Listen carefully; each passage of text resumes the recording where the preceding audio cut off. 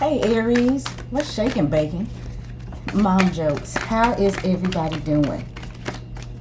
This is Tina with 85th House Vibrations, and this is your monthly reading for April 2019. I hope everybody is doing well.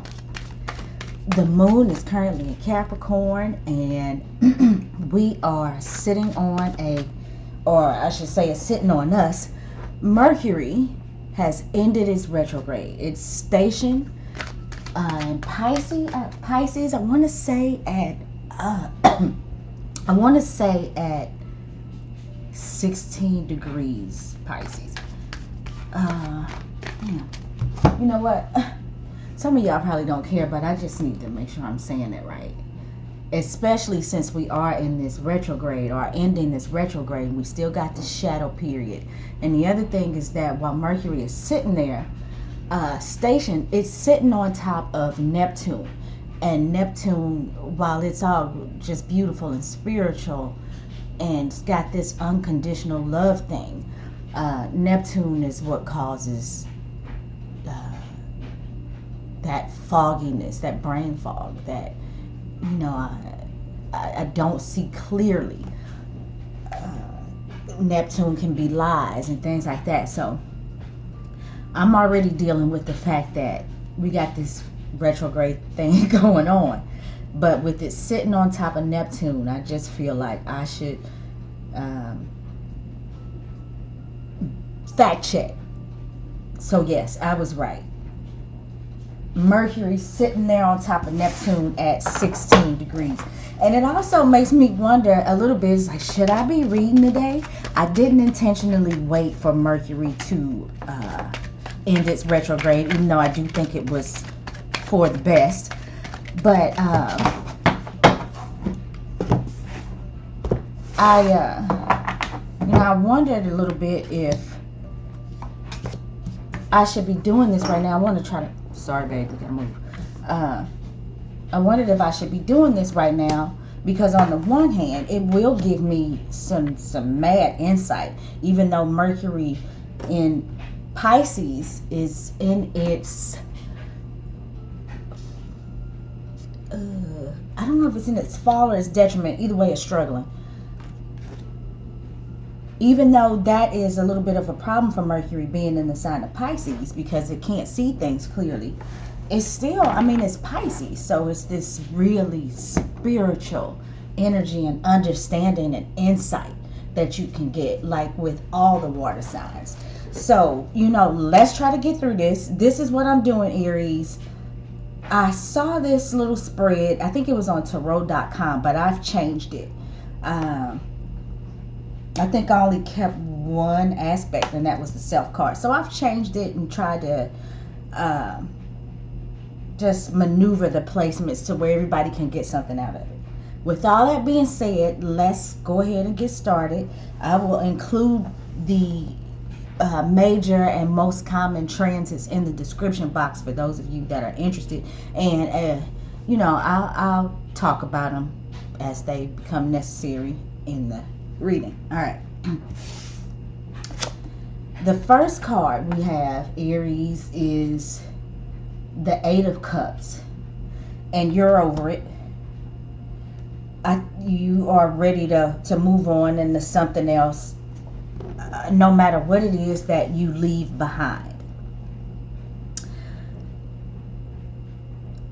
There is fear because you know that there's dark times ahead, major obstacles, but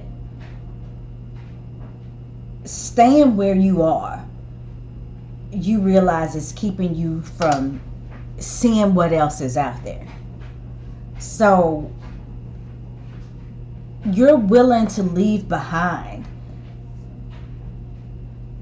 all of those creature comforts, all of those things that satisfy you, mostly emotionally, even spiritually maybe, to see what else is out there, because you do not feel, even with all the things that you may have currently, there's still something missing.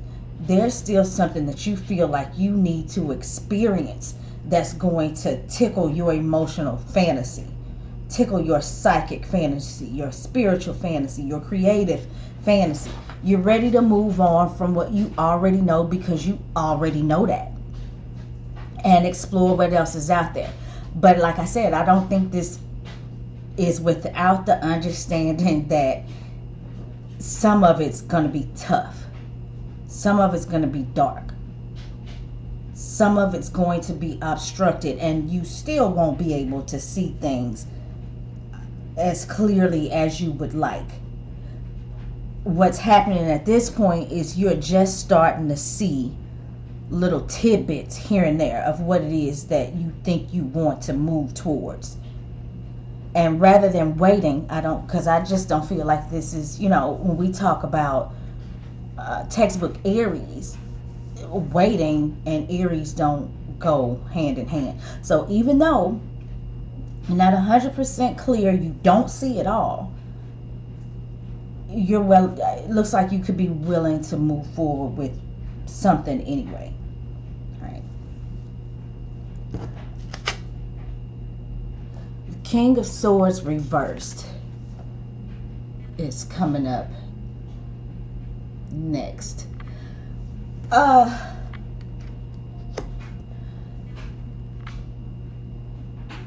Aries, some of you could be trying to move on from a work situation, possibly because you've had it with your superiors. You could be feeling like somebody is a bully, somebody who just think that they know everything, and they're always spouting off these useless facts, and it's not even fact, because most of the time they really don't have an idea of what it is they're talking about, but they just want to be big shot, and they want to talk a lot, and because they have a title, they want to try to run you, basically. This could be a situation for some of you. For others of you, I think that walking away from whatever it is that you're walking from, the King of Swords reversed is saying, I don't know if you know enough about your resources. Do you have all of the information that you need to have?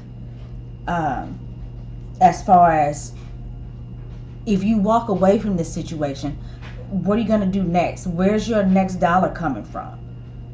How do the numbers add up? Does this make logical sense? Because the King of Swords clearly sees that you are just coming from a place of feeling right now. And the King of Swords reverse may be saying, yeah, but I don't know if you have the most mature and right idea. You might be moving too fast. Now, on the other hand, the King of Swords reverse could be saying, listen, you're old enough to know better, and people will say this as you make these moves. Say you're leaving some cushy position at your job, whether it's because your boss is a shit or because you just have decided that this is not what I want to do. There are going to be people who see this as not logical thinking. But what may be happening in your world is that the King of Swords reverse may be saying to you, look, it's not going to make sense to those on the outside, but right now let's go ahead and rely on our intuition and how we feel. There's a lot of blue in this card, and that's what the blue represents. And with the King of Swords reversed, even though he is reversed, like I said, he may be saying just come away from the intellectual stuff, even though people are going to probably be saying you're old enough to know better. But there's a lot of green, a lot of foliage in this card too. So somehow I feel like Aries, you could land on solid ground in this case. Okay, the next card is, oh my goodness, it's the Four of Wands. All right, so Aries, this is foundation, this is solidification, this is walking through those doors despite the fact that you don't know where that path leads you, like we talked about here. This is a card of marriage and celebration. And, you know, in some cases, I see blended families for some of you. For some of you, Aries, this may be a second, you know, or third, or whatever you're on, marriage for you. This is not your first go round. And this could be a reason why people might be yapping about it and saying, well, she's already been married twice. Your journey doesn't have anything to do with them. You know what you're doing, for those of you who may be getting married again, whatever time it is for you. But this is a very successful card. It's in the position of love and relationships. So the moves you make in regards to how you handle love and relationships is the ultimate move. This is going to lock you in to whatever situation you might be in with a significant loved one. Now, for those of you who are single,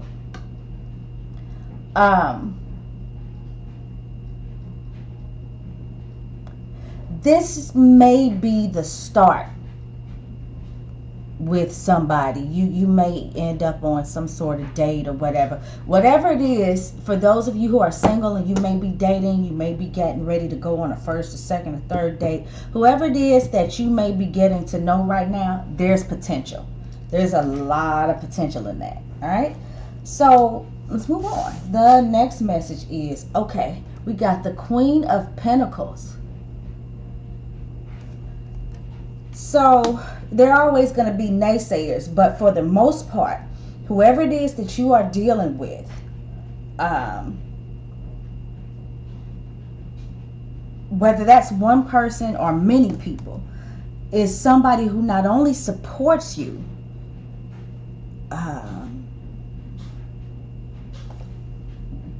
maybe financially or just, you know, in the physical sense, somebody that you need to be there and help you out, and that can provide you with resources or maybe ideas as to how to obtain resources. For some of you Aries who are solidifying this relationship, it could be with the Queen of Pentacles, who could be a Taurus, Virgo, or Capricorn. That doesn't have to be their sun sign. It could be on the moon, or it could be somebody who is just very nurturing, and somebody who is able to bring something to the table, something you can see. This person may not seem very emotional. This is a person who will, she shows her love by acts of service. She's cooking, she's cleaning, she's doing the laundry, she's making sure the kids get back and forth, you know, to school and off to college, and she's the one that's going and buying the t-shirts and the underwear and the care package for those that are leaving home. She decorates. She shows her love by putting things that you can see into her situation. So this is definitely somebody that you will be dealing with, as this is in the position of other people. Whether this is your loved one or just people as a whole, Aries, what I see is the King of Swords and the Queen of Pentacles.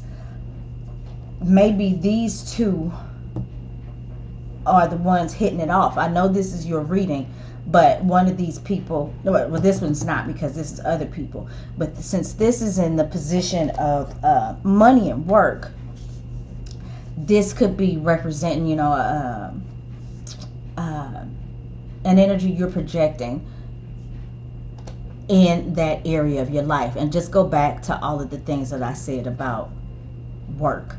So I don't know if this is you and this is the person that you could be dealing with. This foundation, this settling, this house, this portal is between the two of them. So I have reason to believe that these are the two that are hooking up. Oh, there's some things that it's only so much time to say so much, so I'm not going to complicate things. But the King of Swords is, let me go back to him a little bit, because he's a person who deals with facts and figures, like I said before. And we are all multifaceted. So Aries, even though you're an Aries, that doesn't mean that you don't have things happening in your astrological makeup that makes you behave like the King of Swords. You know, you could have an Aquarius moon, or a Libra rising, you know, anything that deals with air. This could be going on in your chart. So the King of Swords could be you.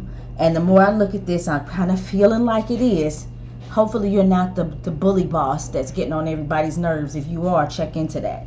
But despite that, despite what's going on in your work life, if this is you, Aries, this is what's going on between you and the Queen of Pentacles. And it's all good. It's all good.